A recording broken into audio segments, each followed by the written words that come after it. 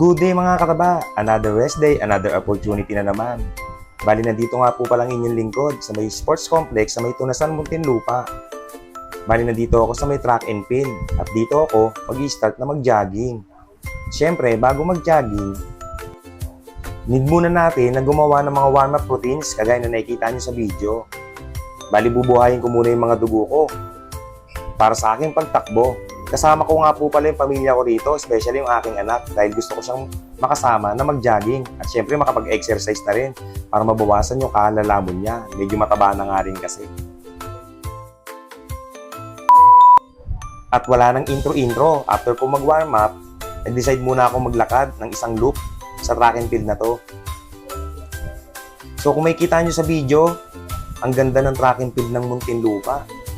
Salute nga po pala sa LGU ng Muntinlupa, lalo na kay Mayo, na isa sa mga dahilan na nagpagawa at nagkaroon ng Muntinlupa ng ganito kagandang track and field stadium na standard pa ang size. Thank you! Kaya medyo mahaba yung iikutin mo rito, siguro mga 2 metro, 3 metro, hindi ako sure.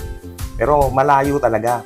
At kung makikita ninyo, napagkaganda ng kapaligiran at ambience nito.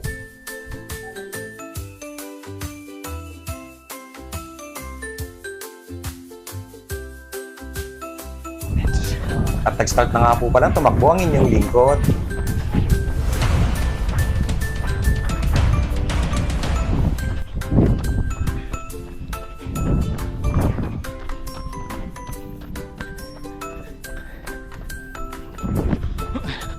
Sobrang nakaka-relax nga po pala habang tumatakbo ako at nakakawala ng mga iniisip kong problema. At sobrang lawak nito. Grabe, siguro isang loop pa lang mapapagod ka na. Pagod. Bali, iniwan ko nga po pala munang mag-ina ko. Kasi sobrang init na nang nakarating kami rito. Siguro mga 9 AM na, kaya tirik na yung araw.